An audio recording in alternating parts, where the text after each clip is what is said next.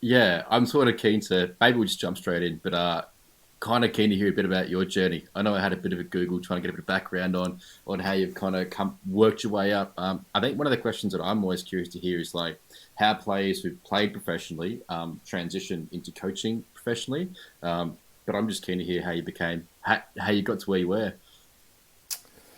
Yeah, okay. Well, I suppose my professional career started pretty late in terms of what the norm is. I suppose I played cricket with my mates because I loved it for my club side. Through my late teens and early 20s, and then actually started to get okay at it and take some wickets, and was probably fairly overweight and drank a bit too much beer and ate a bit too much fast food. And yeah, got a bit too sore after every day's play. And I suppose I got to the age of about 23, 24 and got scruffed by the bowling coach we had at our club at the time, Peter Wishart. And he said, I think you actually need to take this seriously and, get into some sort of shape. And so I said, yeah, okay, I'll have a crack at that. And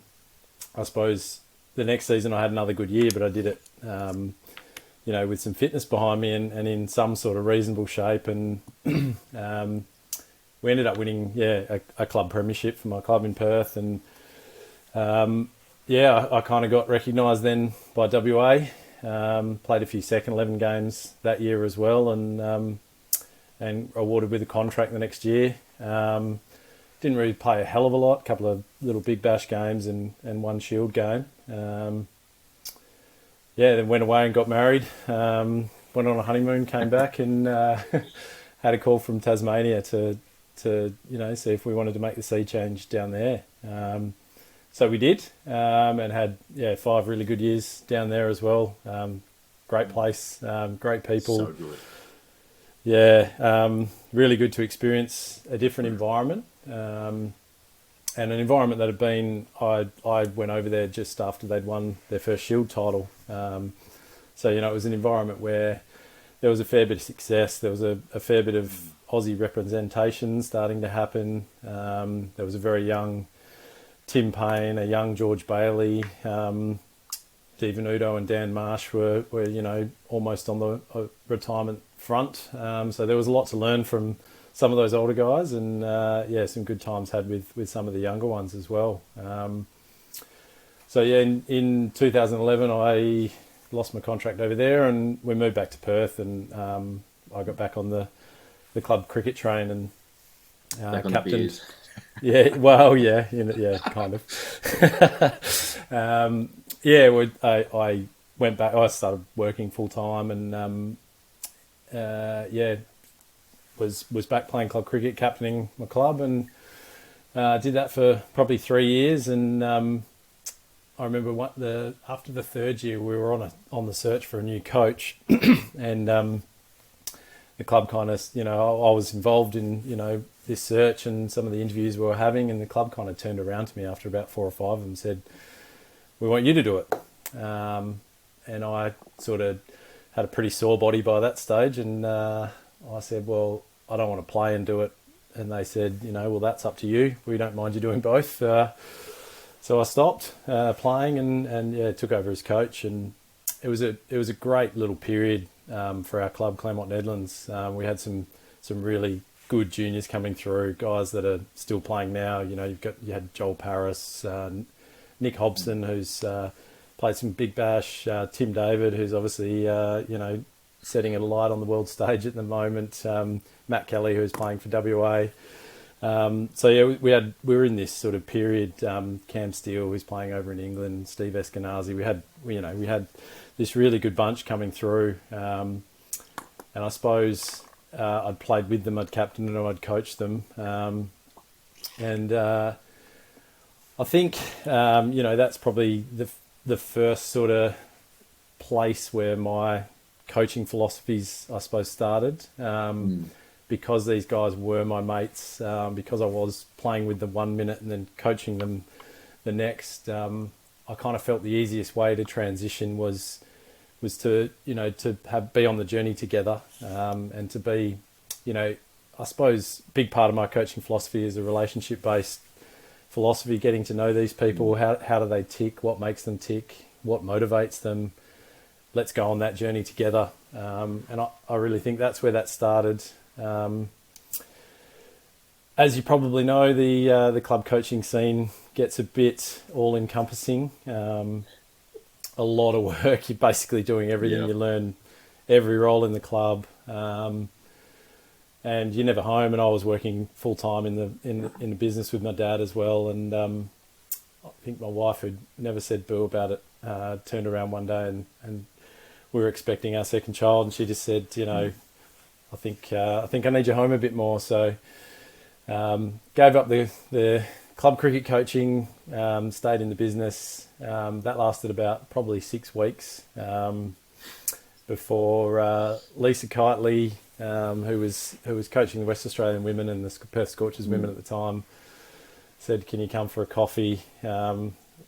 We'd love you to coach a couple of our bowlers, and only be a few hours a week. We just need some technical work done with a few of our seamers." So I thought, that sounded pretty interesting. I hadn't really coached a lot in the women's space before. My wife had played and coached, so I'd been around the female space a fair bit. And that 2 to 3 hours a week very quickly turned into 2 to 3 days a week. Then, going on tour and then being assistant coach, being around at every session and every game, and all the while not really getting paid for it and still trying to work in a business and hang around with family. But loved it. So I think, I really did miss the amount of time it took me to get into a first class or to a professional environment as a player.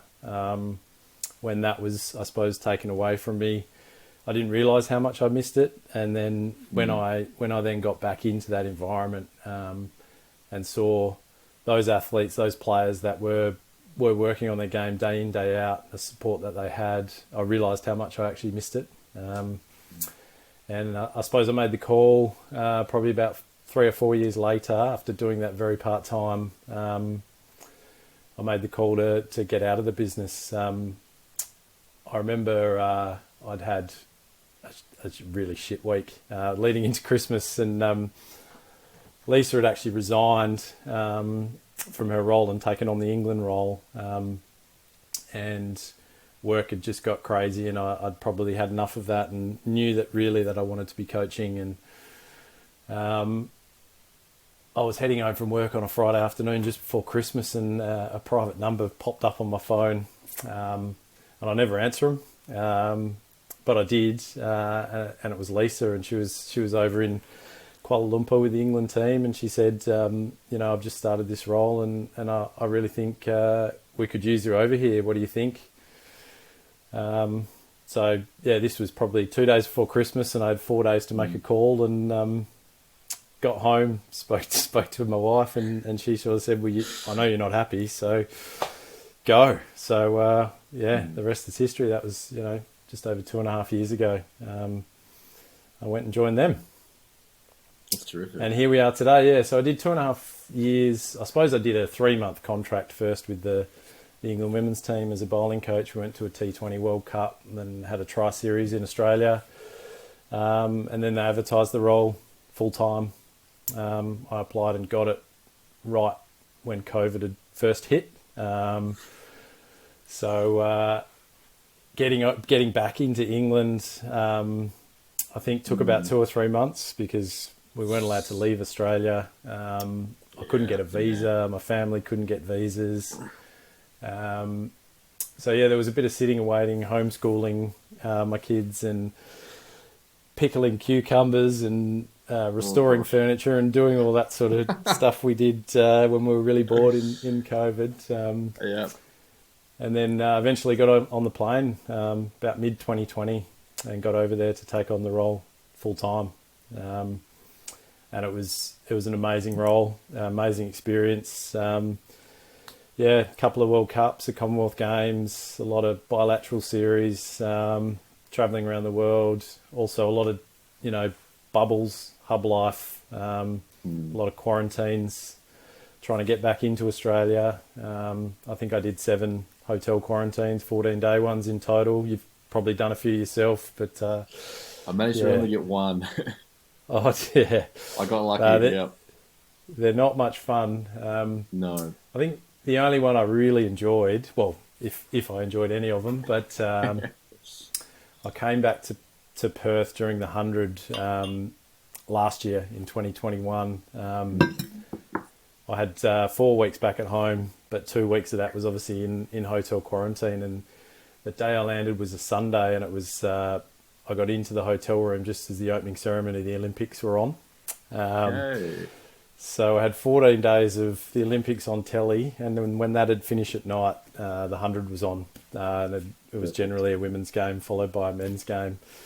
Fall asleep, wake up, Olympics, rinse, repeat. It was probably it's probably the easiest of the hotel quarantines that I had to do. It's a funny one, like spending that much time on your own, socially isolated. Some people are probably better than it at others. I didn't find the social isolation part too challenging, but it was interesting not having any fresh air. I really underestimated just how important fresh air was when I finally got out of hotel quarantine, put the mask on so you don't breathe properly yet, get in the taxi or mum's car, get back home. And I remember that first breath I took, like it was the most amazing, magical thing I'd ever done in my entire life. Just breathing fresh air and thinking, oh my God, this is amazing. But I remember telling myself early on, I was like, I've got 14 days, I'm jet lagged, doesn't matter. It doesn't matter about my sleep schedule. But so in not caring about it, what I did was I think I went to sleep, woke up at like 2 a.m. And then I kind of keep myself going, well, I can fix it later. But what happened was I started getting up like earlier and earlier and earlier until like all of a sudden I'm going to bed at like, 9 a.m., waking up at like 2, staying awake until about 10, having a little nap, getting back up at like 1 or 2 a.m., watching something until 7 a.m., going back to sleep thinking, I'm doing this wrong. Like all these people I'd seen do it that were like, you need a routine, and I've gone the complete opposite way. I had my guitar with me, and it's an electric, and I had a bit of an amp as well, so I kind of started playing that at all hours of the night. Not too loud, but enough that I was able to keep myself somewhat entertained. But it was an interesting experience, I think, and it probably gave me a bit more understanding of what I reckon some people would have gone through. Being socially isolated, and say Katie, when she was sharing her story, how she was living on her own and she was at Loughborough, so going to the gym, doing a session, going back home, like definitely seeing quite resilient. The way that she spoke about it seemed very studious. She just got it done, and then didn't really think about what was actually happening until later. And I thought that was quite interesting. Yeah, it was very interesting, especially in those early days in Loughborough. COVID restrictions, we'd somehow managed to get from the government these exemptions so we could train, but we could only train one-on-one and in very small groups. So, one coach and 3 players would turn up for that 1.5 hour slot, and you'd all have to test, then sit in your car before you could actually come in the centre. We had a thing called one ball, one skin. So as a coach, I had my bag of balls that no one else was allowed to touch, and the bowlers had theirs that I wasn't allowed to touch. And you'd throw balls at them, and they'd have to tap them back with their bat, and then we'd have to sanitize them all before the next player came in. And you basically you worked in a really small group, and you didn't really see anyone else. We didn't see any of the other coaches. The players didn't get to interact. That was pretty hard for me, especially. I found especially the first few quarantines quite difficult because I'm a people person. I need people around me. I need social interaction. But I think after doing 7 of them, you do get a really good appreciation of what you can do and how you can spend your alone time. I kind of got pretty deep into the podcast world and into learning that way, which I hadn't really done before, to the extent now that I need that time now. I have to go out every day for a period of time, 40 minutes, an hour, and even if it's driving with with an excuse that I need to go and do something, or walking along the coast here. I just found that's a bit of a leftover from that period. But yeah, look, the job itself, given what happened with COVID, my family stayed in Perth, my wife and kids, and it was really hard to get back in, and the plan was, that they were going to come over and we were going to meet in different places and do that, but it just never really eventuated, which is a shame because it was a role that I loved and would have loved to have continued. Yeah. But I think we got to the 50 over World Cup in New Zealand earlier this year, in another quarantine, trying to, had conversations with my wife where she's saying, look, I think this might be coming to the end. We're nearly at the end of this rope. We can't do this much longer. My son was turning 9 and he missed me, and she missed me, and I missed them. How long and was it was it? literally 2.5 years. We had a couple of, we had the first year we had a 7-month stint apart, and then we actually had a 9-month period where I couldn't get back to Perth. We did meet in Sydney for Christmas, but yeah, really difficult. And that that sort of happened at the same time where Matt Mason resigned from his role, and yeah, the way, Kate Harvey and Adam Voges rang and said, would you be interested in having a chat to us about this role? So it kind of stars kind of aligned a little bit. Yeah. It was actually a role that I'd applied for the 4 years earlier when Matt went for it, and he killed it, and he absolutely nailed it for the time here. And yeah, he's put in some really good groundwork with an amazing group of quicks at Western Australia, and I can kind of come in and watch him in action and spend a bit more time settling in. Perfect. I mean, it sounds like, listening to you talk about your family and stuff, like your wife's just been a real treasure and a real supporter, and I think the environments that you talked about, say, coming up through, listening to all the support that you've had around you is really quite nice, I think. And I think it just goes to show what's possible when you've kind of got that backing, But definitely, I think as well, recognizing and having that honest conversation when it's I think I'm getting towards the end of what I can and can't handle. And then making decisions based on that. And I think it's really cool that in having that kind of conversation, the stars can be allowed to align, even though I'm sure that's just quite poetic. And you find your way back home. I didn't realize that you guys were apart for so long, because we had a similar thing where I couldn't get out of Australia, and I think it was 10 or 11 months in total. And it was interesting. People often ask, oh, how'd you do it? But often it was in small blocks. You go, I reckon we can get together here. Didn't happen. Well, maybe here. Didn't happen. Maybe here. And eventually I got the exemption to leave, and I had to prove that we were in a de facto relationship. I had to write this fucking massive document to bloody Border Force. Not immigration, not whatever the family stuff is, Border Force. They're probably sitting there, the document going, seems legit. Sure, go. Yeah, you have to pull out all the Facebook photos of you two holding hands down by the beach and all that sort of stuff. Absolutely ridiculous, but I'm happy to listening to some people's stories, 7 hotel quarantines. I had one. That's probably not the thing that I'd complain about if I was going to complain about one thing. But there was a bat maker that I made good friends with in Melbourne, Lucas Williams, and he's now in the Netherlands. And he's got a partner over there. They're now married. He's now moved over. But I think they were apart for 2 years or something ridiculous like that. He has a child. She has a child. So it made it quite difficult to go. At some point, they could have gone. But it was, I've got to take him with me. Then there's a 2 weeks quarantine coming back. It just ended up being quite a hassle. But it's interesting. That's why I like having these kinds of conversations, because you get to hear about other people's lives. And then when you reflect on your own, you go, my life ain't so bad. It's got its challenges, it's got its hurdles, but doesn't everyone, in different walks of life, it doesn't matter what the hurdle is. It's just there is a hurdle there.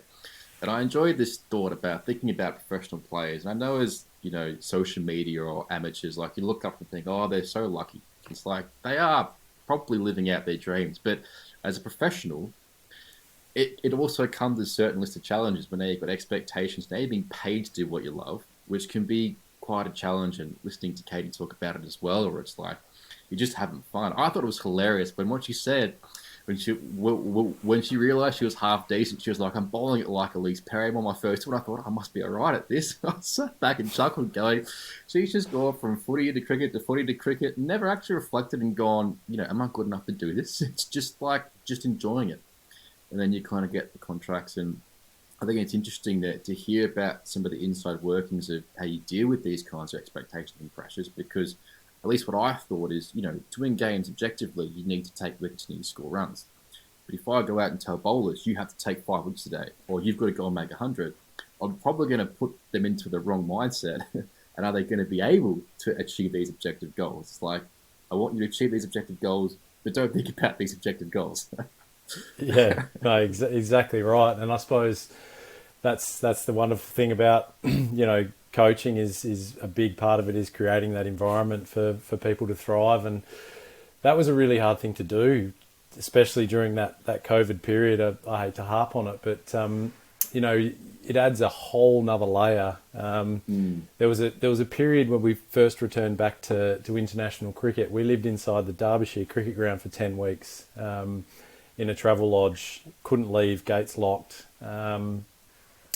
And we actually trained in there for the first 4 or 5 weeks of that. And then half the squad left, and then the West Indies squad flew in, and we played them in a 5-match T20 series. But after a while, it sounds pretty cool to live at a cricket ground, but after a while, there's not a hell of a lot to do. And so I suppose we had really good meals. We were fed really well. There was a really good gym on site, and there was a cricket ground and some nets. And I suppose trying to get a group motivated to perform, like to create an environment where people really want to smash it for their country, sounds like it should be an easy thing to do. But when you're stuck in a really poor travel lodge locked inside a cricket ground, a lot of those motivations whittle away. In a way, it was a lot easier for me because I knew I could leave that cricket ground and still not go and see my family, whereas some people 50 miles up the road, they were missing brothers, sisters, aunties, mums, dads. So, but yeah, interesting one that came out of it for me in terms of the bubbles. And the guys that have done IPL, done 12-week in a hotel room in India, it's just a bizarre thing that I think we'll look back on. And how do you still create or help to create that environment where players can perform when you've got some of those pressures on you as well? It's really interesting. I wouldn't mind you kind of expanding a bit on what you kind of did with some of the players. You don't have to give specific examples, but it is really interesting. Like, you think about your usual set of constraints, and then you throw something like that and then go, what I found and what I'm sure people found was like your room becomes everything. It becomes where you sleep, eat, learn, socialise, work, etc. And then I guess where you've got to like prepare yourself to go and perform for your country when like you aren't even allowed to see anybody in your country. So I'd love for you to expand a bit about how you kind of approach that a bit. Yeah, there were some interesting things they did. Look, the ECB were really good. They were still trying to learn about what they couldn't do and what the, I suppose, mental health implications of living in a bubble like that were. The travel lodge that we stayed at had this old sort of dingy nightclub that used to be attached to it, and they actually turned that into a team rec room for us. So there was basketball, pool tables, table tennis, things like that. There was an interesting one. Little things happened along the way. Catherine Brunt and Nat Siver were actually supposed to get married on a day that we were in that bubble, but obviously COVID had postponed and cancelled a lot of people's weddings, and theirs was one of them. So the girls actually got together, and it was on a bit of social media. They put on a fake wedding for for Catherine and Nat, so that was pretty cool. And the chef that was in the ground came to the party and baked this beautiful wedding cake because all those staff were in it as well and locked in. So it was it was bizarre, but I actually to answer your question, I don't know how the girls did it. I just, we did, on a more serious note, we did have a few mental health issues that came out of it. We did have some girls that, were pretty ill.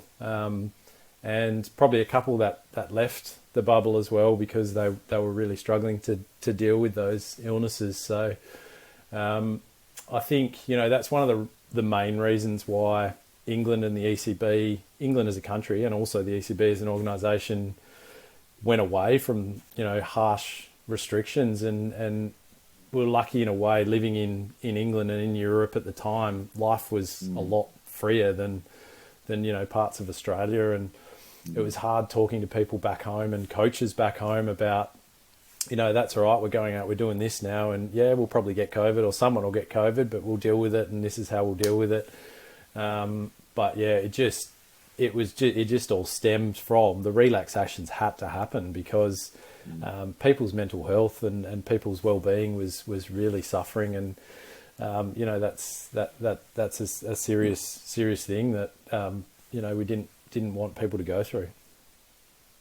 And that resilience you talked about, I remember in reference to Katie and how she's approached her injuries and stuff like that. I think just that resilience in general, even listening to your story and just how supportive your wife's been, but also recognizing that it seems like resilience can be developed, but it also like has its upper limits, where it's like now we need to have a conversation around how we're going to, take away some of this stress or refresh. And that might be a good one, especially for pro athletes. One of the things I've noticed, at least some of my favourite players, Shane Watson and Brett Lee, they both play guitar.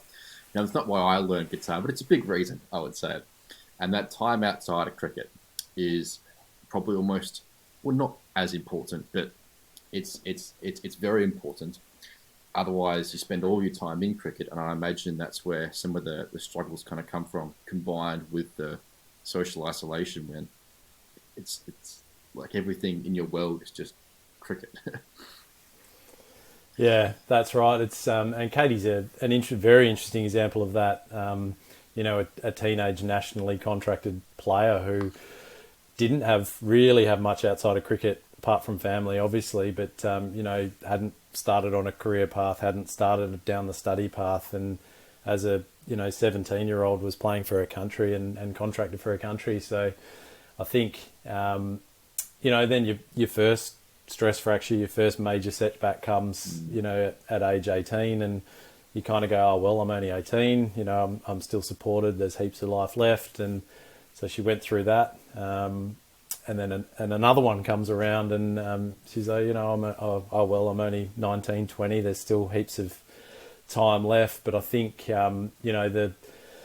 the support staff and the people around her at the ECB, I think there was a lot of work and a lot of conversations went on around that time. Come on, Katie, what have you got outside of cricket? She has this really strong exterior. She always had. She's a very confident girl and she's very, sure of her abilities, but inside that definitely wasn't the case. I'm not sure how much she expanded on that, but I remember going through a return to bowl with her after a stress fracture and her returning to play, and then the next year it happening again. And I remember sitting down with her for a coffee, just fully expecting, I can't do this again. And everyone would have understood that after everything she went through. But it was just like, right, what are we doing? What are we going to do differently? What stone haven't we overturned? What can I do? How can we make this better? I just want to play for England again. I just want to do, and it was, massive example of resilience. But there's more pieces to the puzzle to that, and she's going through it again now. She's just lost her England contract. She's going to have to go out on her own a little bit and explore that, and which I think will be really good for her. She's had so much support and so many staff around her for so long that she's had this education. She kind of knows what she needs to do. And it'll be great to see her go out and make it on her own, of her own accord, I think now, which I think she's more than capable to do. We spent a lot of time together, a lot of conversations around that, and to the point that if she if and when she plays for England again now and takes her first wicket back for England, we've got a deal that I fly and meet up with her and we have a whiskey. So I'm really hoping that happens. So it was That's terrific. It was something that a deal we made, I reckon, during her first rehab, and we still mention it again. So I'm hoping to have that whiskey with her one day because she definitely would have earned it. I love these play relationships. Like I remember thinking about my coaching philosophy, and I really enjoy putting things into frameworks because it kind of looks cool, but it also helps you kind of have some conversations off it.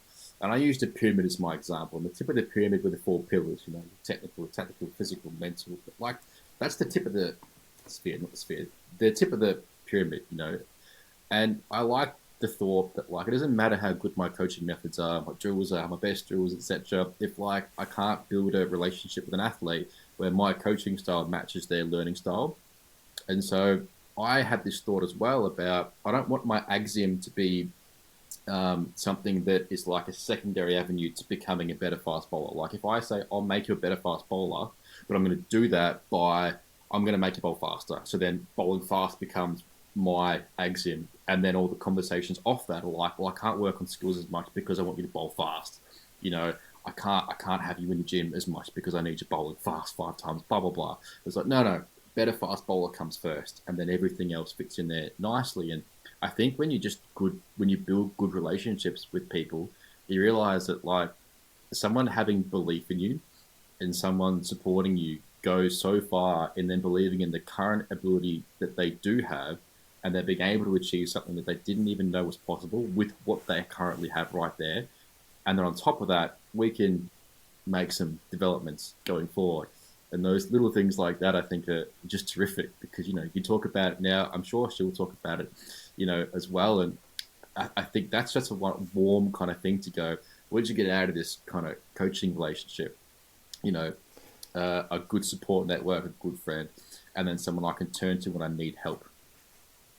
Yeah, that's right. For me, that the relationship piece sits on top. I think it's a partnership, and you can't really work and work as a partnership and help them improve their game and get to where they want to get to until you know what they're about, what makes them tick, how they learn, what pushes their buttons, the right ones and the wrong ones. And I think we've all, as coaches, as bowling coaches, as skills coaches, we've all sort of looked back 6 months into one of those relationships and gone, what the fuck was I doing 5 months ago? Why did I try and get him or her to do that? Why did I speak that way? Now I know that was never going to work, no matter how I tried to push it. So I'm having that now. Like I'm 3 months into this new job with a whole new group of quick bowlers that I majority of them I've not worked with before. I hadn't seen a lot of them bowl, and even 3 months in, I'm going, geez, in week 1 or 2, why didn't I just keep my mouth shut on that? I didn't actually know this guy. I didn't know his background. I didn't know, what made him tick. So I think a big part of the first 3 months in this job for me, because of what I believe in my coaching philosophy, has been trying to get to know that. And I think once the better you get to know those people, not only can you help them in that partnership and help them in that growth, but you can also have the harder conversations that need to be had, because it's not all friendship and roses. Sometimes you got to say, mate, what the fuck are you doing? You shouldn't be doing that. We need to sort of, you said you wanted to do this. Why are you doing that? We need to move in this direction. And I believe from a coaching standpoint that's along with, I'm also a big believer in evidence and data and providing evidence in the past of their past, whether that's, video, statistical evidence, but as a real avenue to help focus on the future or where someone wants to go. I was never a fan, as a player, when, a coach or a supporter or someone would say to you, you just need to do this. Well, what, why? Show me what benefits I'm going to get out of that. And I think if you've gone to the trouble of researching and breaking down and analysing, and you can actually, whether whoever the athlete is, you might want to show them, you might not, but if you've got that there and you've done that research and you can back it up, I think that's a big part of the coaching piece for me as well. Definitely. And I can't tell you how many people I reckon have come up to me where it's coaches seem to come up or people give unsolicited advice where it's like, stop doing that. So it's almost like picking out a flaw, which is usually an outcome of something that's happening previously. It's like, stop doing that. Well, how? And then like, why? I need to understand what I'm doing here, because then what happens, I found, and I think one of the things I learned in my coaching philosophy was like, especially when I first started, was a bit too many internal cues. And I know when I was first getting some bowling coaching with Simon, and he likes to reflect back on it and be like, I really fucked you up, mate. I'm sorry. But see, I was a sports science grad, and I enjoyed picking it apart. Now how I explain it in my consults, it's like, we're going to pick it apart so that you can understand it, but these aren't the cues that you'll use. We're going to build it back up. But I got a lot out of it, especially in regards to trying a bunch of different stuff, which was fun. And also understanding kind of in sequence a bunch of different things. So in reality, it was quite useful. But I realized that like the more you build a checklist, it might work off a couple of steps when there's like no batsman there. But when you actually have to bowl at someone, usually what bowlers always come back to is this like what feels good. And I remember shifting at some point into, you can use external cues and some constraints, which I like doing, but I kind of really started having a conversation around, I want you to like define your experience of the process. I'm going to set some stuff up to guide your process, but I need you to really start to define it for me, because I want you to know what feels bad and I want you to know what feels good. If you know what feels good, this is what you're always working towards. And your training process is essentially, how can I get you from where you are right now, having not bowled a ball up here as quickly as possible, and then you compete and whatnot. But when you bowl shit, don't think about what's shit. Tell me what's missing. And I found that the way that people kind of approached it, all of a sudden they were reflecting on their action in a way that I hadn't seen before. And instead of them getting frustrated because it was like, oh, my arm felt shit, so they pick out one body part at a certain point in time. So thinking, I didn't feel good. I felt like I was out of sync, and they start using more broader terms, etc. So I know I wasn't feeling this, and they kind of bring it back together. And I often like to think back at me coaching, even 2, 3, 4 years ago and go, Jesus, Stubbzy, like, I'm lucky I've still got some of these bowlers with me. I've been able to go, I'm sorry for what we did last year, but, we're finally making some ground here. Yeah, I think the danger in that first part that you said is, oh, my arm felt shit on that one. Sometimes they may be saying that because they think it's what you want to hear, and then you can run with something and have a session for them. I think one of the big parts about working technically with a bowler is they do have to actually understand the feeling of what is shit and what's good. And I suppose, I think you see a lot of organisations and coaches like me, and I've done it before as well, and they set up these templates and they say, this is what your run up should look like. These are, this is what perfect fast bowling looks like in your run up, in your jump gather, in your back foot contact, in your front foot contact, in your ball release. These are, and then all of our coaching points should revolve around you getting to this perfect space. Where, and I'm guilty of it in the past, it can become easy to do if you've got 12 or 13 bowlers under your remit and you're trying to report to someone who's going, well, what are you actually doing in your job? But I think simplifying that down to, and I know you talk about some of this stuff as well, or we all do in a way as fast bowling coaches, but I've got 4 points, which is momentum, alignment, balance, and the fourth one, which is quite a recent one, which I know that you're big on as well, which is timing, and that's a player feedback point. So every part of their action, if we're looking to make a change or make something more efficient, are we improving their momentum? Are we improving their alignment? Are we improving balance? And are they getting better timing, which leads to the snap? And that's just every bowler, female, male, junior, senior, the snap, the timing just seems to be this piece that all bowlers refer to, and they think it's only them that, you know, has that feeling and that is striving for that thing. And I remember doing it when I was a bowler as well, and just going, right, geez, that felt like I could really snap over the ball. And Yeah. I've used the word timing, but I think that's an okay, and you're exploring it at the moment as well. It's an okay coaching tool. We don't have to be referring to these templates. If you know, a bowler's searching for that, and there's things that you can kind of play around with, and they go, oh, do you know what? I felt like I could get over the top of that ball and really snap, and my timing just feels on. It's like, right, let's talk about that. What'd you do? What were your cues? And I think that's where I'm kind of at the moment with you know, my coaching points. The first three are probably non-negotiables for me. That's what I'm referring everything back to. Right, is what we're doing here. You know, improving momentum, alignment, balance. But, you know, can we do something about the timing piece as well? And that's where sort of exploring now. Yeah, I mean, the thing I've enjoyed thinking about the most in regards to timing is like making sure you're relaxed, and everybody's talked about it. I had a chat with one of the guys I've had a podcast with Brandon Glover, who played for the Netherlands.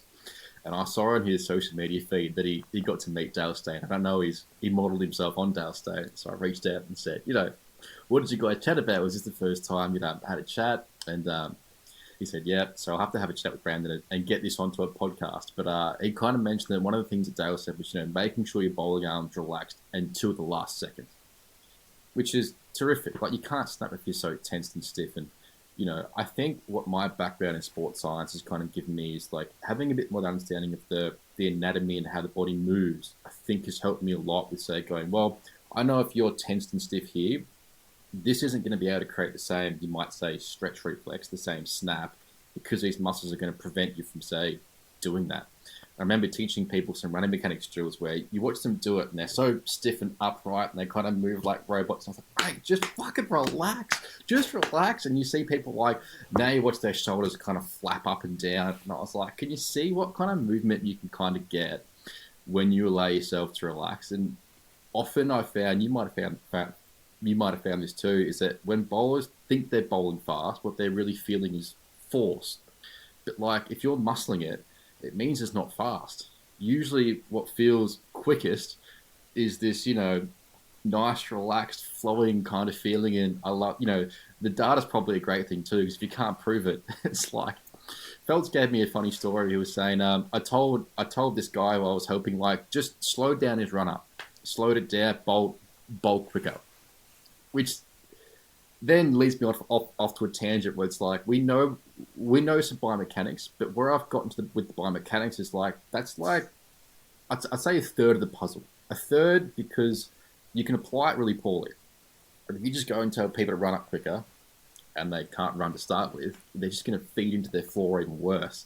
And if you get people focusing on a straight front leg, where I think in some people's movements, like if you did try to change it, it would mess with their timing. Like, I think there's something in there, and you touched on that really nicely with like, we need that kind of individual approach where, like, if you really break it down, you might go, I reckon this is good for you because it's helping you with your movement solution to achieve this. If I try to fit you to the framework, I'm probably going to stuff you up, and seeing that happen, and I'm not a big fan of that. But if I adapt the framework to you, I reckon this individualistic approach, throwing out all my favorite big words here, this nice individual approach, you know, where I can pick out some things and go, I reckon this is where we start. But I really like how you've taken some of the principles, but like made them a bit more general in a sense, where it's like everyone needs momentum. No one's going to stand there and take a step and bowl. You know, you try if you want to see how it feels, but yeah, and I think one thing we probably can safely say, and I'll get onto this in a sec because we're doing a heap of work, and Mace was doing a lot of stuff on it as well at the WACA, but I think everyone's got an optimum run up, like, and it's different for everyone. And we know we're doing a lot of work around GPS metrics, and I know some of them aren't as accurate as we'd like them to be, and some of them we really don't understand as much as we'd want to. Catapult tells us one thing, and you know, you try to deep dive into, you know, what peak player load actually is in one cricket bowling action. But what we do know is that there's an optimum run up and an optimum run up speed. There's an optimum max velocity. There's an optimum amount of time that bowler needs to spend at that max velocity, and when that max velocity happens in their run up. And I think feedback from the bowler and ball speed feedback is massive in that, because the old 90% theory does actually work for some bowlers. You can actually say, you know, why don't you just run in at 90%? And I think Michael Johnson, the sprinter, used to say he was at his quickest when he was trying to sprint at 90%. Efficiency's huge. And if you're working at 90% of your max effort and bowling quicker, isn't that what we want to do? Isn't that our job as a bowling coach, is to make you more efficient so you don't have to work as hard and you can still bowl quicker? It's safer. You can do it for longer. And, you know, you don't end up getting bad habits from, you know, getting into bad positions for 30 overs in a 4-day game. So, yeah, I think we're exploring a lot around cataloguing every individual's run-up speeds, their graphs, their acceleration graphs, when they had a good day, when the ball was coming out quick and nice and they felt the snap and they felt their timing was right. What did their graphs look like? What was their max velocity in their run-up? How long were they spending in that? How'd they pull up afterwards? You know, how fatigued were they? You know, there's some numbers around that Catapult giving us and helping us with algorithms around peak player load and roll and stuff like that. And we're still trying to learn how that is for each individual, but we're cataloguing it and we're keeping it in the bank. We're getting that data together. Same with stride length. Like I have a pretty big hang up at the moment around stride length and snap. I think there's some connection there when guys are overstriding and they can't snap. So we're cataloguing length of, you know, toe-to-toe stride lengths when guys are at full tilt. So when they say to me, look, I just feel like my timing's out, right, let's get some side-on set up in the same area. Let's see how that stride length is. Where is your balance from side-on?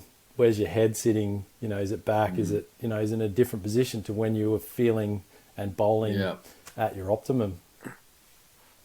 Love that. And I think as well, say with bowlers getting fatigued and being able to track that in, I would imagine that often when bowlers get tired, like if they haven't got a running style, which is on their forefoot, so they're leveraging their Achilles, like they probably are going to take the longer steps because you can sink into it more. You can get more out of your muscles. And so you think you're doing what you should be doing. You think you're finding that extra, you know, you might say, bit of grunt, that extra bit of like force. But in reality, how you're finding it is putting you into worse positions. And that was one of my thoughts with, say, people in their run-ups. If you're heel striking all the way up, it means you're reaching out in front of you to begin with. Now, if I think about that being your organisation coming into where you're trying to organise yourself to bowl, well, if you're coming in heel first when you touch down to jump, I'm pretty sure you're going up.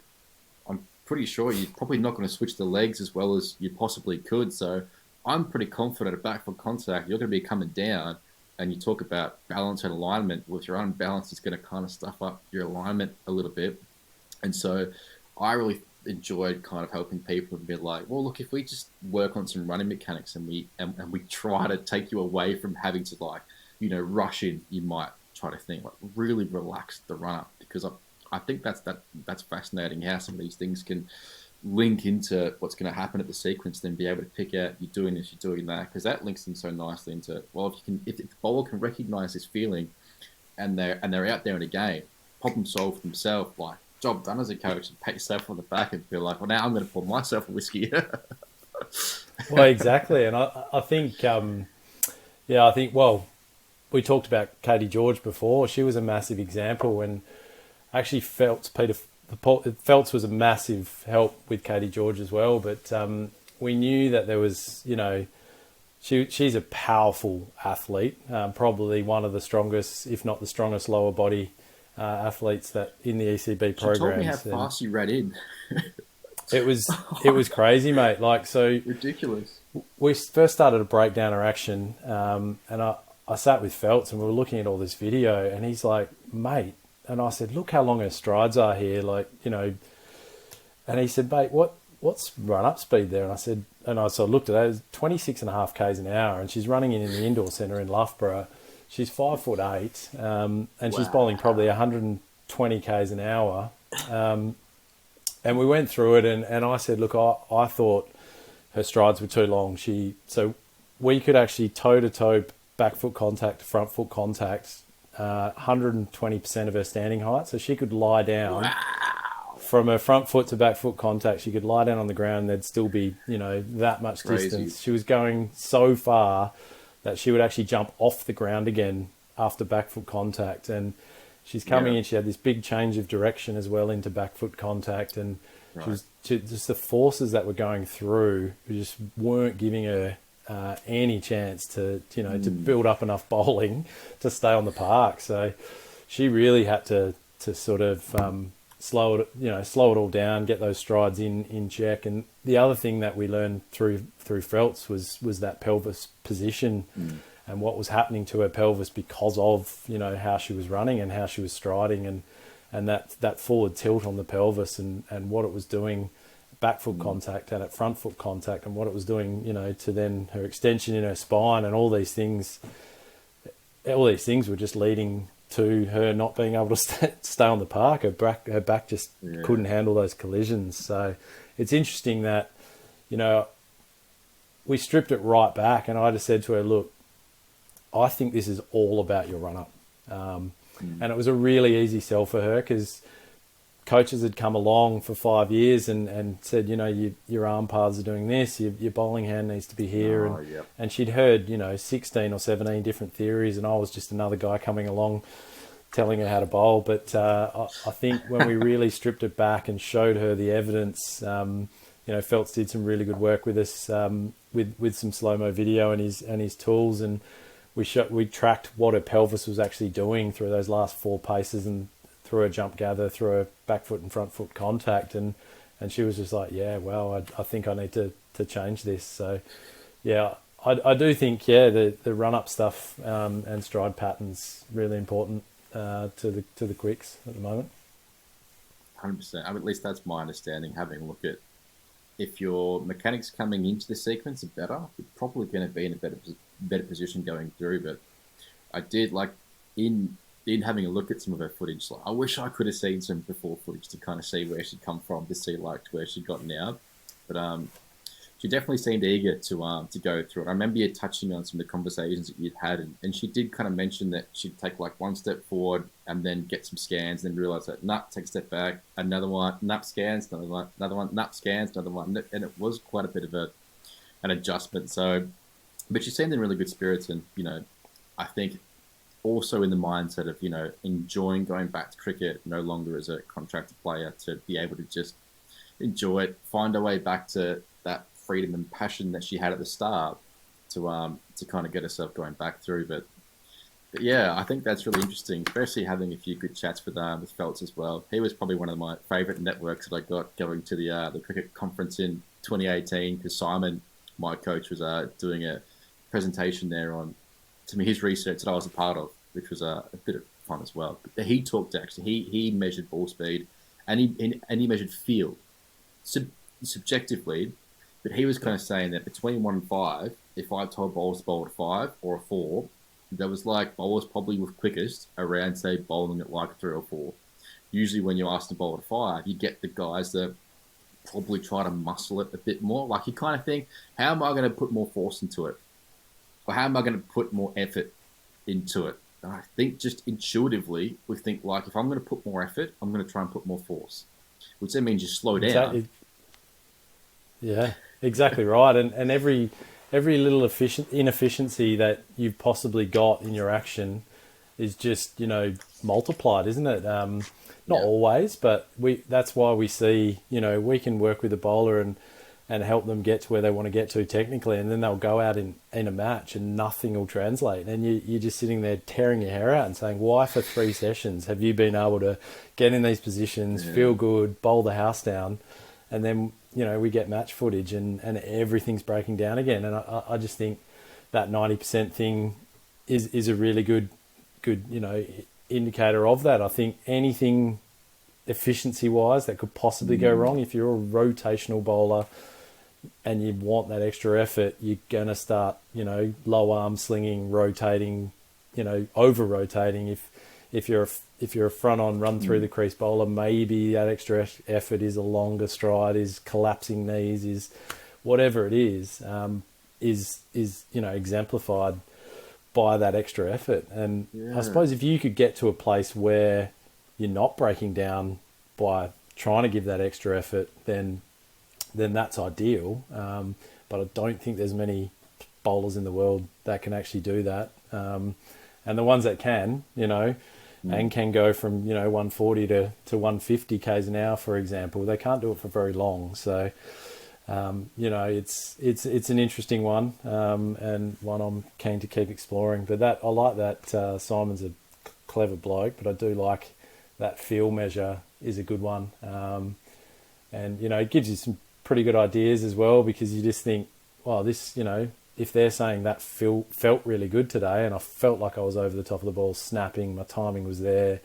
and we have a radar gun at training all the time, so their ball speeds are up at their match speeds in training, and they're saying they're feeling good. Well, that's actually a really good time to grab that footage and say, to dig deep into what's going on, so that next time they don't feel so good, well, what's the difference there? How can we work through that together and see, is there anything you can notice or I can notice, or the army of science and medicine stuff we've got there that they can notice, and being on the conversation. And that's really fascinating me at the moment and exciting me. It is interesting because I know as like a fast bowler, I'm sure you know as a fast bowler, it can be hard to sometimes bowl within yourself. But it does sound like the more and more and more we learn about how do we get the best out of ourselves, sometimes it can clash with, you might say, the fire that we want to express, the fire that we want to, take out. So it's a fascinating kind of conversation to kind of have. And I can also understand why it's so important to have all the data to kind of back it up, because I can imagine there's some fast bowlers out there, the classic big dumb fast bowler. So I don't think it's necessarily a bad thing. You don't want them being too smart and then they start to think their way out of like the simple kind of plan. It's dangerous. The smart fast bowlers are dangerous. I know the more I started to learn about fast bowling, I thought my way out of so much. I remember when I first started getting a bit better, and I was thinking about bracing my front leg at training when we were doing more competitive type nets, and this kind of comes back to the wanting to bowl quicker, and then trying to use some of the internal cues that had kind of worked at training. It did take me a while to probably shed some of that to then move on, but I think that's also, at least in my coach, if I'm thinking about my coaching methods, like I like the external cues, I like some of the constraints, and you mentioned before about why some things don't transfer, and it has been interesting when you see people, when you use the constraints, everything just tidies up so nicely. I have a great example at the moment, and then he takes the constraints away and it just goes to shit. And I've got him in his journal, like, I just need you to keep defining this feeling. Like, at some point, I'm confident, at some point it'll click and he'll understand, okay, this is how I can sort of tidy myself up a bit. For him, it was like he's kind of pushing himself out this way, and had some cues where I was like, just keep your head inside your front foot. Now, he won't be able to get it that far over. But I thought it was a nice cue because he's now got some sort of an awareness of where his front leg is, and he's got sort of an awareness when he wants the head to kind of go. And that sort of shifted him over a little bit. But, geez, this leg goes that way, and then, this head goes that way. It's like a classic ad, then my head went that way, then my leg went that way. Do you remember that crocodile bit me, and then my leg went that way, and my head went that way? It's an old one. But, yeah.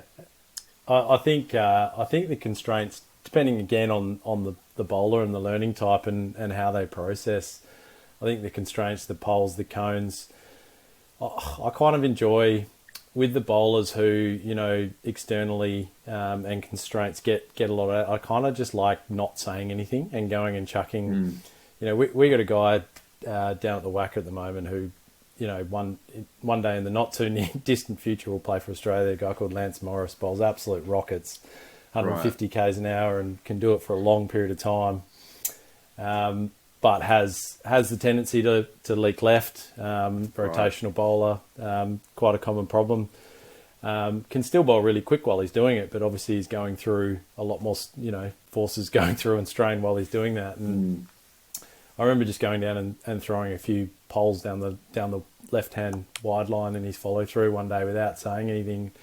And he kind of looked at me funny and just kept bowling. And then eventually he's come up and said, what'd you do that for? And I said, well, what did you feel? What did you feel? And he goes, well, I feel like I have to actually follow through past them straighter. And I was like, oh, okay, what do you feel? How does your energy feel? And he goes, I just feel like I'm, I can get over the top of the ball, and I feel a bit, his body just has to work that puzzle out. Mace talks about that all the time, and I think sometimes the verbal cues can work to an extent, and I like the idea that you're talking about, getting the bowler to actually verbalize that, and then actually writing that down, journaling that, writing it down obviously is a different part of the memory altogether. And how does the motor learning deal with that? You've spoken about it, you've talked about it at length, you've heard about it, now you've written it down. Now what is your body going to do about that? I think you're onto something there, and I think I'm probably going to use it too. Sorry. It was a curious one because I enjoyed this experience-based approach. I heard somewhere it was like you've got the process, you've got your experience of the process, and then I started thinking like with a lot of my bowlers, my WhatsApp's always open, but then one day I sat there thinking like, hang on a second, all of this great communication is being lost in the archives of my WhatsApp chat. So I was like, nah, I've got to keep some sort of a journal. And I thought, I can't get players to go and journal, like, here's a notebook, take notes, because they won't know what to write. So I was like, it's kind of guided journaling, and I'm going to ask them the questions that I want them to answer. And I thought it'd be great to do a bit of a review every like 4 to 6 or like 8 weeks and ask them about their best and worst. So I thought that just made more sense. If you know what your best and your worst is, then you can define your feelings for yourself. And maybe it's about like some quote about like your problem. Like if you can't like verbalize a problem, then it's not a problem. If you can verbalize your problem, then you're halfway to solving your problem. And I thought, well, that sounds good. Maybe I can use something like that. But I also thought, all right, well, if I ask them certain questions in the journal, it's like, how many wickets you take? I'm going to get them going to training thinking like, I want to take some wickets. Because I'd be surprised, and this is one of those nice differences to discuss about pros versus amateurs. I'd be surprised if amateurs know how to take wickets. And I ask it in my inquiry form, how do you take wickets? And I'll tell you what, some of the answers are just like bowled, for instance. They just give me like, oh, I take wickets bowled. Terrific. That's exactly what I wanted to hear. No, I need to understand. Like, how did you kind of work your way through that? But it's interesting how you could sort of, I felt like I was getting more out of the coaching process in doing that. And I reflected back and went, fuck, I feel like I've probably done them a disservice a little bit in life. We've probably had some great discussions, which have then gotten lost. And then when you think about when it's not working, what do you refer back to? And now I have something to refer back to, which is which is good. But I love that solving the puzzle kind of analogy too, because those analogies are just golden, and then getting them to define it for themselves. I think Mace said something really, really similar. Yeah, no, you got me thinking there. I'm pretty sure I heard all of what you said, but you got me thinking there about my WhatsApp now, and it's a big communication tool for me as well. And I'm just thinking, geez, how much stuff's in there. But yeah, I know note taking and using OneNote or Evernote or whatever it is has been a part of what I do for a while, but it's probably bumped up again now because I've walked into an organisation where I've got 15 quicks under my coaching. So it's taken me that long to sort of learn what they're about, and B, Mace left some really good notes as well. So we're able to go back through, what he'd tried with them, what he thought had worked, what hadn't worked. But there's also some ramblings in his notes. He won't mind me saying this about, a frustrating session. This is just not working, and we're going to have to try this. And it's just great to see, chronologically what they went through on their journey, and what worked and what didn't. So I think the notes on the notes are frustrations, really important. on the frustrations, because I had this thought, and I've told my clients, it was like, if you get to a point where you're frustrated and you're bowling, and you can't get past the frustration, so it's like that ball is going to affect the next one, I'd rather you just stop the session, because it was like, I'm pretty sure, I don't know what evidence there is out there, but I'm sure there's some. But if my mind is frustrated, it's in a terrible space of motor control.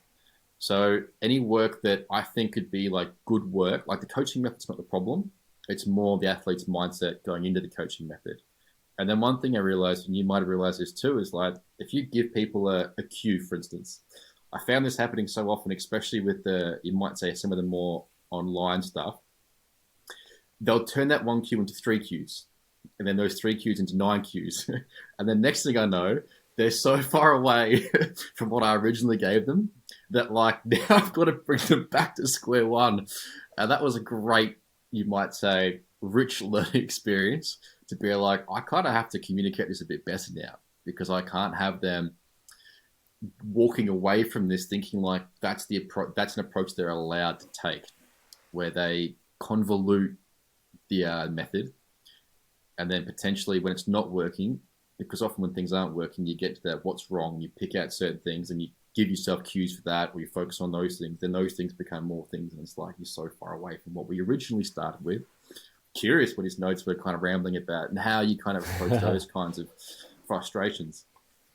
Yeah, well, I think, but a number of different things. Obviously, in an organisational setting, there's stuff around selections. There's tough stuff around guys getting messages from a lot of different places, and I think if you can find a way for the athlete to be involved and buy into those 1 or 2 things that you're working on now for the short term, and you can then say, well, hang on a sec, you said you wanted to be doing this, that's why we're doing this, and this. And I think some of the frustrations come in when guys come back and you think you've just started making some progress, and you start to do a session, they say, oh, I felt like this was happening, and I reckon I want to work on this. And you're kind of going, well, hang on a sec, you said you wanted to do this, I thought we were making some progress, you're starting to feel good. Now now we're talking about a different cue from a different body part, like what you were saying. And I think Cricket Australia does, or did, and some people follow through with it, but they do something really good. We did it with the England team as well, with the IPPs, where you actually sit down with your player and you come up with some goals for however long that period of time is, whether they be technical, tactical, physical, and then what are the measures of whether we're achieving those goals, and then how can we work towards you smashing those measures, so that if things do go on a tangent like that, you can always just bring it back by saying, hang on a sec, the goal was this, that was the objective, and we've said you said you wanted to do this, and this to get towards that, so let's focus on this for now, nail it, and move on. So I think coaches' frustrations can be numbered and varied, but that could be one. Yeah, definitely. And actually, on the say objective goals and stuff like that, one of the things that I sat back and had to remind myself at some point in my coaching career, when I was getting too technical, was what's the actual role of a fast bowler? Like, they got to go out there and take wickets, right, and then reduce the runs. And I sat there almost laughing at myself, thinking, I've gotten so far away from, I'd say, what their actual role is. Like, I'm thinking about, you might say, these principles, and only in one area of development, and then I'm putting like a lot of eggs in the one basket in 6 different technical things, thinking like that'll make me a better fast bowler. And I had to kind of take a step back and be like, I really have to remind myself often that, like, is this going to help them take more wickets? Like these changes here. And so I like the idea of like when I'm working on technique, I still need to make sure I'm working on some skills, and then I find that a lot of amateurs miss the link where you link skills into tactics through some kind of a scenario. And you see the best grade clubs, like they spend probably most of their time putting their players through certain scenarios that are likely to happen in a game. And I love the idea of you train to win, you train to not lose. So same with like bowlers, batsmen probably a bit easier. But training to win's like, you're done for 150 and then the next five batsmen can come in and just like, hit bombs. But training to not lose is you're 5 for 60 and now you got to somehow get to like 180. Same as like a bowler. You got someone in who's like absolutely smoking you. What are you going to do? I love those kinds of tactical conversations. I'm sure you've got a lot more analysis that goes into it. Well, not really. I think simply put, I remember Shane Bond saying once, I don't know, it was on a podcast somewhere, but sometimes you got to remind yourself as a coach, and the bowlers got to remind themselves that the game's actually played at the other end. Yeah, and I think the more you can you get deep inside the technical and you spend time on your end. And you get this a lot with bowlers who are rehabbing or returning to bowl after serious injuries. And if they get that, if they have multiple injuries, Katie George, you spend that much time concentrating on your end of the wicket that you actually forget the game's played at the other end. And it doesn't actually matter if you get your front arm in that perfect position and your stride length's perfect and your jump gather's now the perfect length that you can bowl fast, because the game's not played at that end. And at some stage, you've got to actually switch to the other end to get the batters out, because if you're not doing that and you're not restricting the runs like you said, then you're probably not going to be playing for very long anyway. So it's 100%. It is interesting because it's a big part of our job is that technical piece and making bowlers more efficient and making their position safer in some respect. But I think, at some stage you've got to separate and say, hang on a sec, the game's actually played at the other end.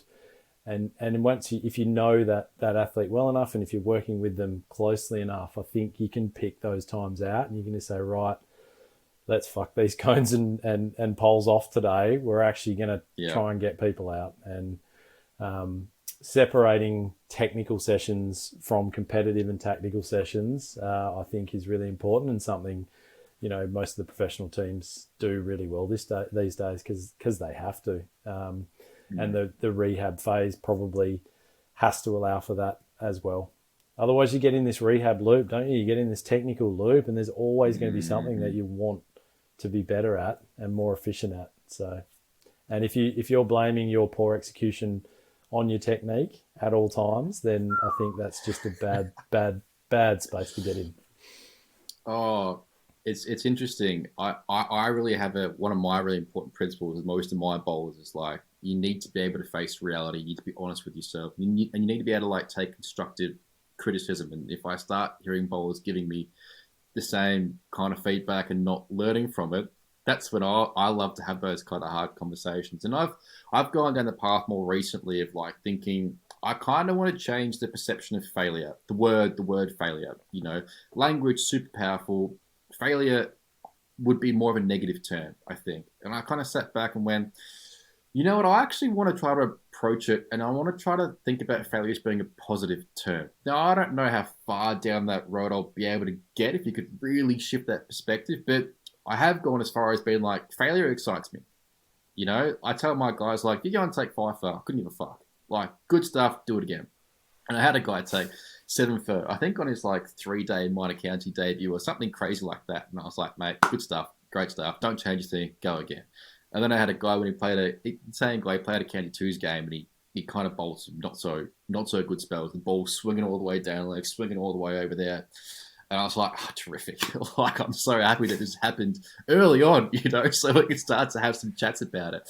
Just so happened I was actually watching him on the feed, and I remember watching him trying to go through it. I could pick out some things just in like the way he was like approaching and what he was doing with his like when he was like practicing some stuff. I watched him and he's like just walk through, his head's going that way. And I was like, mate, you aren't even like shadowing yourself in the way that you want to be going. Like, so you get in the crease, everything's pushing. So yeah, when you get the line right, it's flying off towards, fourth slip. And when you try to bowl the one that comes back in, because you're pushing it, from here, now you actually do rotate, and so the line starts on leg stump and off it goes down leg. And we had a good chat around that, and then he was kind of went back out there second innings and kind of went really well. But I really wanted all my bowlers to not be afraid of failure, in which case they could be more honest with themselves, in which case they could take the necessary learning that they haven't tried to word their way out of. And I don't know, maybe it's a big part of my personality, because I did it a lot for myself. And, you know, something that for me in life, I could twist any narrative to better suit me. And so, I mean, look at me with like clickbait. I'm managed to convincing people it's okay to trick the living shit out of you. That's why I'm here. You know, but it's all for all the best drills and clickbait. You know what I thought as well? If I was going to put some stuff on TikTok, I'll actually share some best drills just because I know that'll work. So here's me going, I'm really just talking shit. But I found I think one of the best examples of that, sorry to cut you off, you're on one then, but one of the best examples is when one of your bowlers comes off the park and they've taken, 3, 4 or 5 for, and they come off and they go, do you know what? My rhythm was shit. Timing was out. My legs are really heavy. I'm fatigued. I'm not feeling well. I've got a niggle. And the best, one of the best things, and I find myself saying it a lot, so I hope it's a repetition for these guys, but you know what? You don't actually have to feel good to bowl well. And let's remember that, like, when we find ourselves, because we will, in a phase in training in the nets where you're searching so hard to feel perfect, that you're getting inside yourself and you're being at your end of the wicket rather than playing the game at the other end. Let's remember that you've taken 4 for shit here and felt like shit. So why are you searching so hard? And this was really a big thing with the girls as well, because there was a lot of girls we had in our setup at the ECB who were just searching for perfect. And I don't think the search is for perfect. The search is for consistency. Yeah. And you don't actually have to feel awesome to perform well. So getting that across and being able to reinforce that after they've felt like shit and gone out and taken 4 for shit is a really big thing, especially for us bowlers. The game's so fickle. Like, we can bowl the absolute house down, feel 100%, have the best prep ever, no niggles, which doesn't happen very often, and take, none for. They've got to take the catches. The guys have got to nick them. They've got to miss them. The umpires are going to give them out. And if none of that happens, and you end up with none for, but you've bowled the house down, how do you feel? I had that in the game when I was playing with one of my best mates. We had a 7-wicket bowling partnership. I took none. He took 7. I had the ball with jagging off the wicket going both ways. I couldn't touch it. It wasn't the best wicket. And I remember sitting there at second slip, and he's just a nice dibbly-double bowls a perfect outswinger. And it was funny because sitting there at second slip, I think I got 3 catches. You could almost like see the ball come down. It was almost like in slow motion. They all played the same shot, and the ball all came in the same spot. I'm just sitting there taking these catches thinking, why can't I do this? But I think it's a good, I like that point you made about, you don't always need to be feeling great. And there was 2 things there. Like, I don't like the word perfect. I won't go as far as saying hate, because it's a strong emotion and we shouldn't be hating anything in life. But the word perfect, and I don't know where it comes from mentally when players like upbringings, and they've got this idea that they need to be perfect to be good. But I remember Nasser Hussain said something about, like, if I'll try my British accent. Like, if you want to play for England, you've got to have the best day every day, or something along those lines. But it made a lot of sense when you think about it and going, like, I need to be able to find a way on even my worst day to still be able to get somewhere, which means that, like, the range of performance versus best to worst, now you kind of pick it up off the ground and you're able to get more of your performances up there, which to me fit nicely into this best experience, worst experience type philosophy.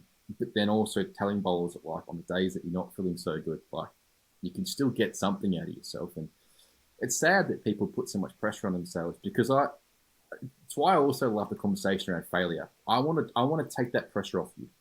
I want to take that perception that you've got off you, so that you can go out there and fail a bunch of times, learn a bunch of lessons, and then like you're only so many failures around from success. I remember like I was a Saints footy fan.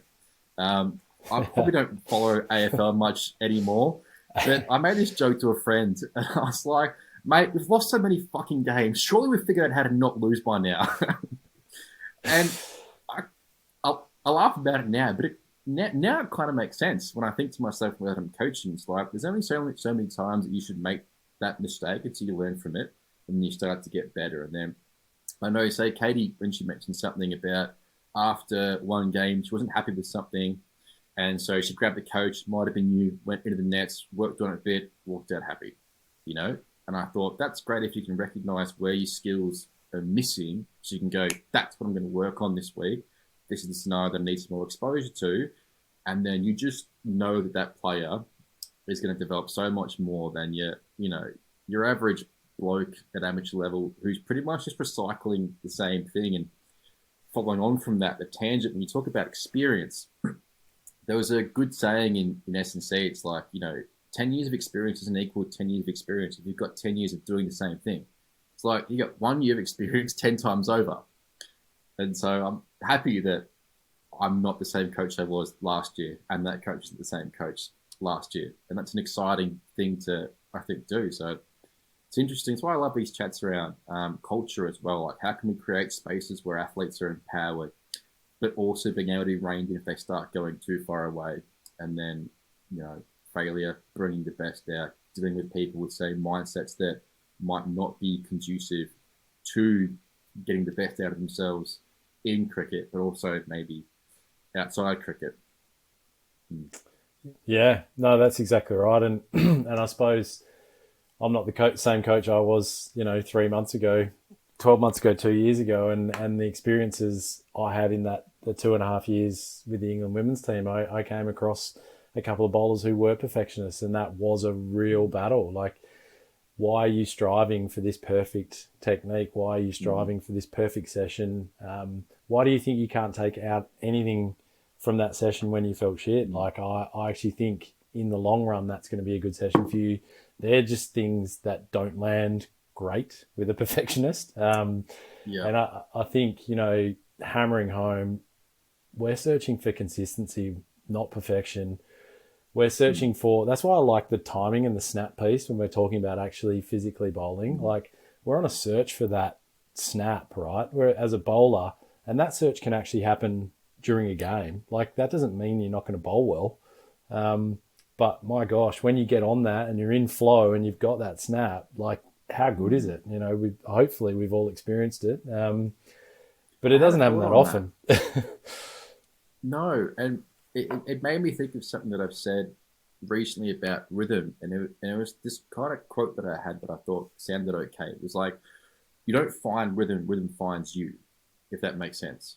Because a lot of us, when we go like searching for rhythm, we kind of search in all the wrong areas, which means like usually we're a bit frustrated. We know something's going wrong, so we're thinking what's going wrong that I can fix to get back there. But often if you just like calm down, relax, you give yourself the physiological state that rhythm is actually now allowed to find you again. And then if you bring it back to just a couple of those nice cues, I just want to run and feel good. The amount of bowlers I reckon I've spoken to, usually from the subcontinent, who've forgotten how to bowl. Like, how fucked is that? That you've actually gotten to a point in like trying to build your technique that you've forgotten how to bowl. And they go, yep. So I had this idea of like this funny kind of joke where it's like I was going to sell this ebook about like this, fast bowling reset session, and it was going to be like 20 pages long with just like one page that says just bowl. It was a joke that probably would have taken too much effort, so I never went through with it. But genuinely, sometimes you've just got to go out there, relax, and just bowl with the like. I just want to feel, just feel be, good. just be. Yeah, just well, like, if you're getting that far inside yourself, searching that hard for all those different things, searching for perfection, searching for, you forget to just be. You also forget to play the game at the other end. It's just, it's a simple thing to say and a harder thing to achieve, but if you can just be, do it. Very true. I listened to a podcast yesterday, actually. It had Simon Sinek, who's just a wonderful person to kind of like listen to. And he was asked a question about what was one of the happiest moments in your life so far? And he sat there and thought, like, I can't answer that. Like, my happiness doesn't lie in the past. And I just thought that was just one of the most beautiful pieces of, like, linguistic expression. Trying to find a fancy way of saying it. But I sat there and thought, it's amazing how many of these, like, little quotes, I think, are just so powerful. And I had one for myself. It's like, you'll find what you go looking for. And say, if you're looking for perfection, you'll find flaws because you can't be perfect unless you're overcoming flaws. So it's like all perfectionism is a non-stop search for flaws in the thought that, like, you'll eventually be perfect. But if you start searching for relaxation or something like that, it just goes so far. And then this idea that my happiness doesn't lie in the past, you could probably think about a lot of things, that how much in the past we kind of hold on to, or that how much pressure we put ourselves in the future. And there's something else I saw where it's like fear is just creating a scenario in the future where something bad happens, you might say. So like you're suffering about something that doesn't exist, which I thought was just really quite funny. And finding some funny ways to explain these things to an athlete or a person in life, then goes, oh yeah, I really am. And then they can kind of find their way back into the present. It's amazing how often we find ourselves out of the present moment. Phones is a good one because sometimes I'll be with friends and I pick up my phone. I think to myself, now that I'm a bit older, like, are my friends that boring that I'd rather look at my phone? Like, Stubbzy, come on, mate. I think the last thing I'd had on that, that just being and not that always that eternal search for perfection. I think we can get into that cycle when we train too much and don't compete enough. And I think there's been so many examples of that over the last 2 years. And I think, in the professional world, COVID, bigger squads, 6 or 7 guys are not playing consistently, but they're in these bubbles. So all they're doing is training. All they're doing is playing the game at their end. All they're doing is thinking about their technique. We had a lot of that in the England women's setup when I was there. The WA guys went through that during COVID as well. There was a lot of guys that travelled on every trip and were in every bubble and never played a game of cricket. There's guys in the Aussie setup at the moment. You're speaking to a guy like Josh Inglis, who was on the bench for the last 3 or 4 series that the Australians have had, hasn't really played much. There was an article in the last couple of days from Michael Neeser, who has just said, I've committed that I want to play more, and train less and just, review my performances better. So I think there's this healthy balance between, if you're training so much, especially if you're bowling at targets, on a pitch, the targets are pretty small. When you're playing against a batter, there's so many other things that can go in your favour. So I think that cycle has been easier to invoke through the times that we've lived in recently as well.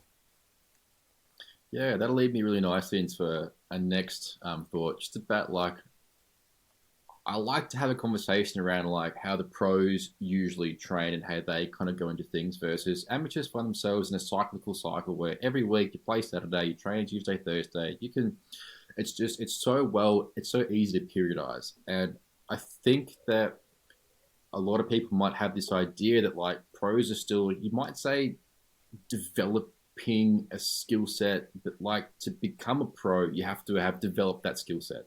It's more like they're trying to maintain what they've got, but I don't think they've got time every Tuesday, Thursday to, rock up to the same training. And often you don't get much time between games, especially in the schedules and stuff like that. Like, and may not be able to bowl as much as people might think, but then there would be periods where some bowlers are able to bowl significantly more. And so I'm guessing the way that a pro's going to approach bowling is so much more specifically and intentionally based on, I'm guessing, what they feel they need to work on or what stage of the season they're kind of working on. But I'm just curious if it's more of a general question to kind of open up, I think.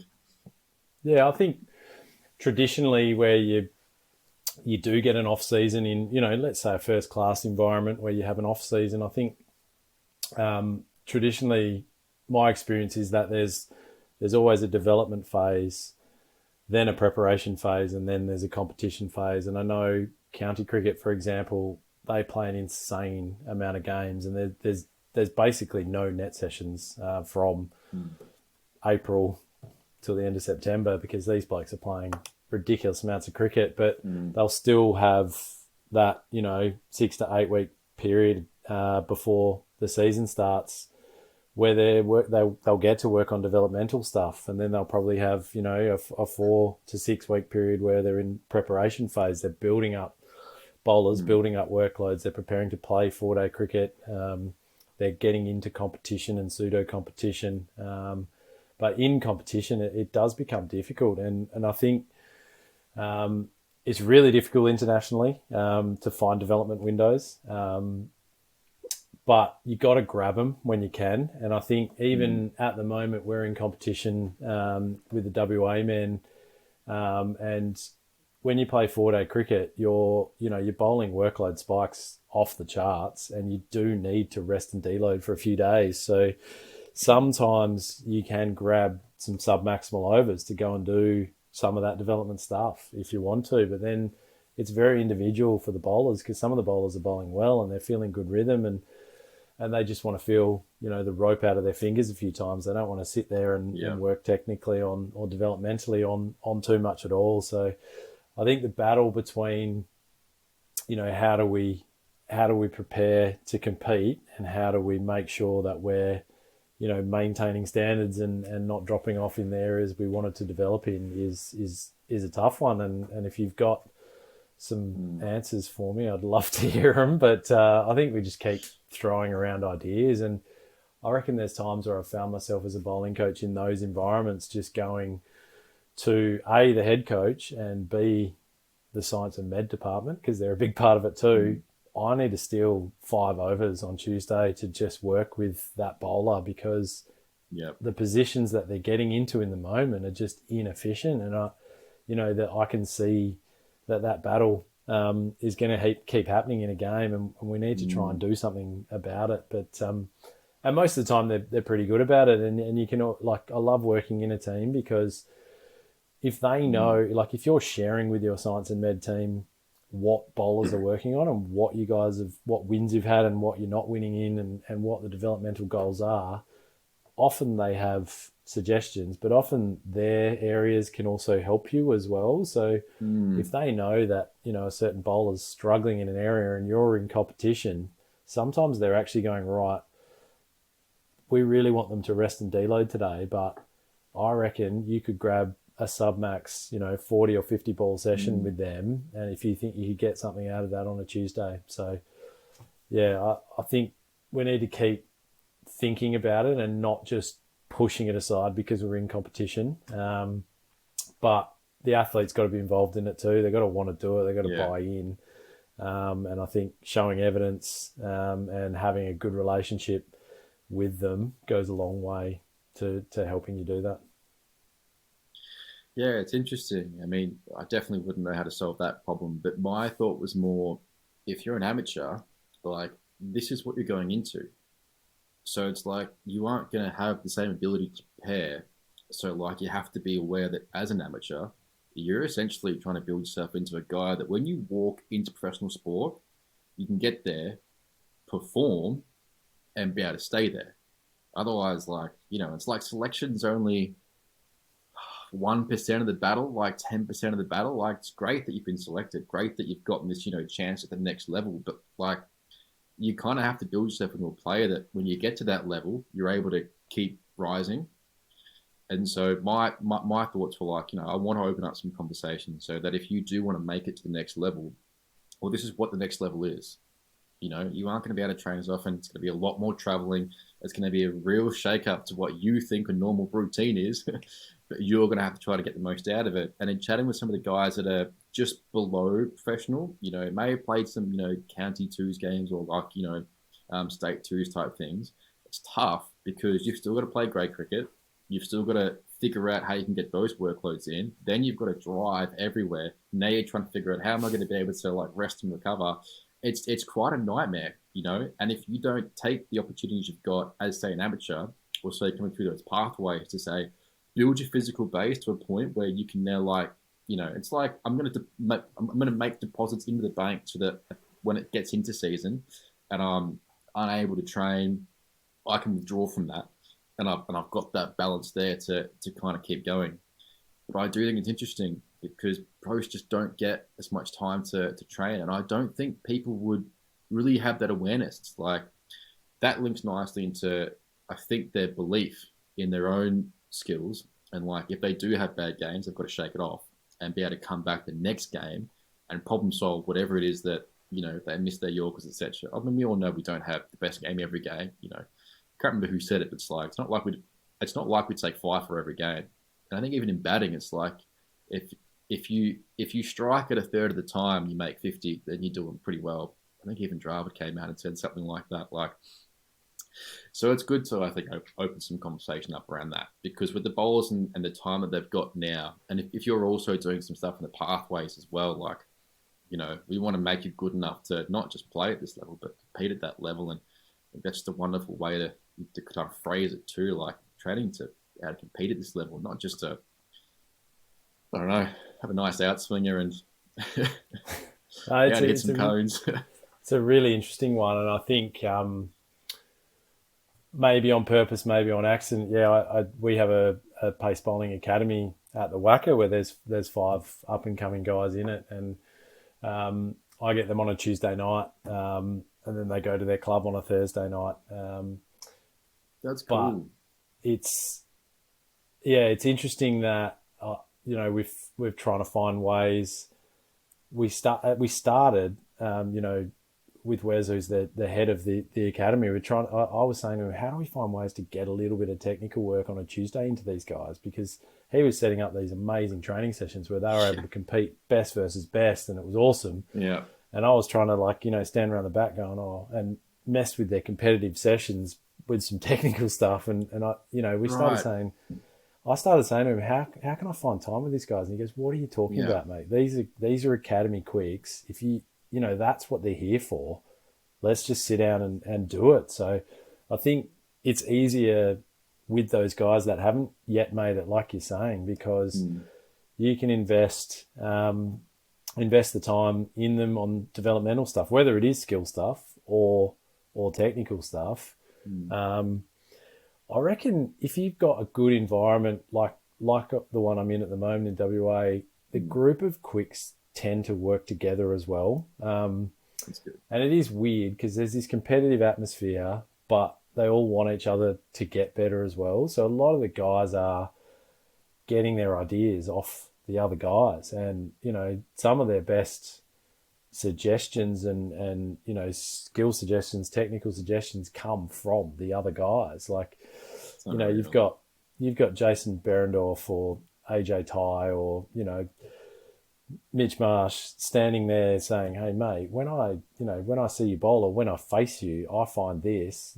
These guys they're in a learning environment as well. So I think as much as you're in a competitive phase, first class cricket that we're in at the moment, state cricket, we do get time to train. So although the majority of training is about competing and preparing for the next game, you do find windows, and it happens a little bit organically too, development. That's really good. And I had this thought about how you could hopefully structure, probably your grade cricket or your sub-district type cricket. Because I'd personally love to see bowlers if you had a couple extra nets, you could set one up for say some you might say technical constraint work, one up for some skill constraint work, and then you've got some competitive nets. Because often I feel like it's just all competitive nets. And so whatever work you do during the off season or the in season, bowlers then come into the in season and they've got no ability to continue the work they've done.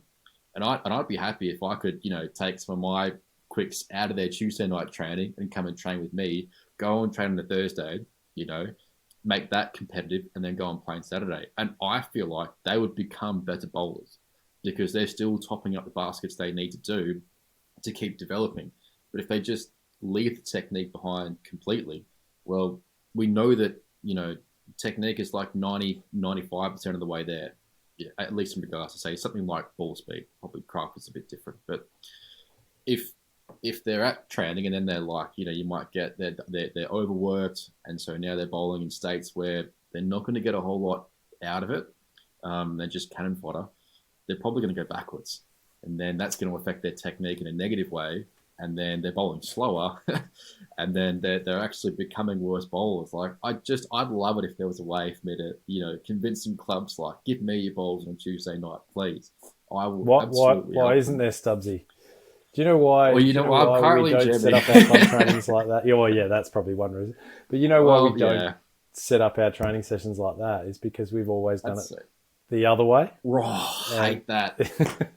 And so that's I turn up and everyone gets 11 minutes. Yeah. Oh, fucking shits me. Like, so, and that leads me nicely into a different thing about like, why do we all cock the wrist? I had this thought about why do we do the things we do? That's a great one around training structures. We all get the same 11 minutes. I remember going back to local cricket and like there was like 7 guys in my net, and I just walked out.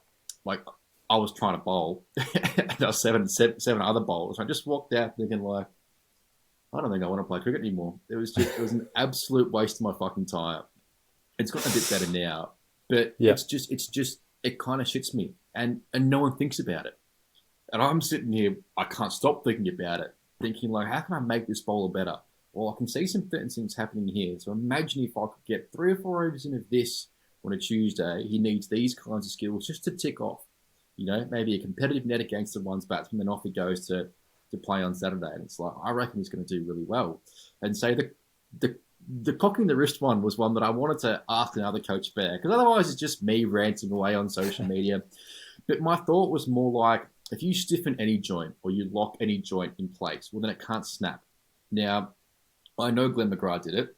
I'm not going to go and tell... if I went back in a time machine, I ain't going to tell Glenn, look, mate, you should stop doing this. It's not going to be good for you. But, like, we see what some of these pros do, and then we think, well, they did it. They did well. So, I'm going to copy them. And, the other common one's the Brett Lee factory in India. I can't tell you how many people have, like, been ruined by the Brett Lee factory, where everyone, like, that's where you try to fit the bowlers to the principle. But I thought, like, well, if I lock the wrist in place, one, I'm going to create tension through the forearm. So I'm going to create tension in my body, which I don't need. But I don't think you're going to get the same snap. You're probably not going to get the same swing, at least backspin-wise, you're not. And I thought, cocking the wrist is definitely a one that I can kind of stir the pot with because of McGrath. But then hopefully start a conversation around, well, why do we do the things we do? I reckon I could walk into any club and have a crazy impact, mainly because I think what do fast bowlers usually do? They don't have any intention when they bowl. So skills-wise, tactics-wise, they've got no development. The technical advice they get, I think, is like worse, as in, slow it down and bowl top of off. If that's as far as it goes, and that bowler can't even bowl top of off, they aren't going to go very far, and you're not going to develop a bowler that's got a skill set. Because, like, if you just bowl top of off, a good batsman after 2 or 3 balls is going to take one step down the wicket and go bang. And then you're going to go, well, now what do I do? And then you say the mindset stuff and the rest that goes along with it. I really feel like bowlers are the most underdeveloped skill fast bowlers in amateur cricket. And I feel like, geez, you could make some plays better if you just structure things a bit better. Oh, I love ranting away about this. Well, then just when you start to get really good at it and really consistent at it, your body doesn't want you to do it anymore and you get old. It's yeah, pretty much. It's a funny one. And I did suffer a bit of an injury when I was here in Germany. It still hasn't recovered. Like a bit of a rib thing in my back, and I was really keen to get back to Australia and get back into some stuff. Like I'm only 32. I've still got years in me. And now I've got a mind that I think if I could put that back into my younger self, geez, you could go pretty far. But I'm just really keen to get a hold of a club one day for like long enough to be able to put some sort of a structure in place and go like, I reckon we do it this way. But see, to do that, you're going to have to teach people to use a sidearm because your batsmen aren't going to get to face as much bowling. It's not going to happen. And you're going to have to get better at, say, doing the underarms, doing the throwdowns and stuff, where you actually work on a skill, and then you get to test it competitively, as opposed to, I don't know, the 11 minutes where you get blokes coming in just, I don't even know what they yards. Oh, yeah, that's another good one. Yeah, no balls training. it's a really good one. There's absolutely nothing further from when you go and watch a club net session, and I'm sure not all clubs are like this anymore, but when you go and watch a traditional club net session, there's actually nothing further than competition than what they do. And, you know, there's so much good research around skill ac and gamification of training that, you know, there's really not that many excuses now. And the only excuse to not change it is because that's what we've always done. And it'll take a while for the players to stop whinging about it because this is what we've always done. I mean, there's a Canadian club ad, you know, because my dad drank it. It's just, I think there is smarter and better ways to train. And I think there's times we're starting to see it. But, you know, resources are pretty low at club level in terms of hands on deck and money. Wouldn't be great if you had enough money for 3 nets with 3 bowling machines set up 3 different ways and your batters are all practicing 3 different things while you, like what you said, like while your bowlers were warming up, doing their tech drills, and then they might still have 4 or 5 overs of absolutely balls out full pace in a competitive mode later on to go at them. I think there is so many ideas, but yeah, it's pretty restricted. Club environment's hard, man. Like coaching in clubland is difficult. It's probably the hardest coaching job going, I reckon. I know. At least that's what I've been told for some of my mates who have kind of coached around grade cricket. Just the amount of organisational stuff that goes on behind the scenes does make it a full-time job in and of itself. So I don't know if I'll be attempting to want to. I mean, it's the same thing here as in I'm a fast bowling coach now having to figure out how I'm going to do the tech side of things. And I remember when I was in Utrecht, and I decided to start to film a masterclass type thing. So that's in the Netherlands. My girlfriend was doing an Erasmus semester there. It was during COVID times too, but coming out of COVID, and like a K down the road was Kampong Cricket Club. It's an international ground. I know Ireland's played the Netherlands there, but they had an outdoor roofed facility with like 3 lanes. And I thought, you know, it'd be really fun. If I just set my cameras up, I can pull the nets back so I can get a camera there, a camera behind me. I can put the mic on myself, and I'll just, you know, make it like a Stubbzy's masterclass type thing. And I thought that'll be a bit of fun. It takes me about 30 minutes to film the footage and about, you know, a day and a half to sit there on like a video editing software and figure out how the fuck do you do this? I got someone else doing it there, but I had to chuckle at myself thinking it's amazing the kind of additional skills you pick up along the way. And I don't know, I think I'm happy trying to figure out the social media side that the inner workings of clubs. And I have a real gripe with politics too. I really, really, really detest politics in cricket. Like anything that takes away from the actual players getting better as cricketers or getting better as individuals, I really hate it. Yeah. Yep. It's going to be around in clubland. For sure. Well, look, mate, this has been a pretty epic chat. I can tell that I'm starting to feel I find like after about 2 hours, the fatigue kind of sets in. You start going like, my mind's getting a little bit, you know, frazzled here.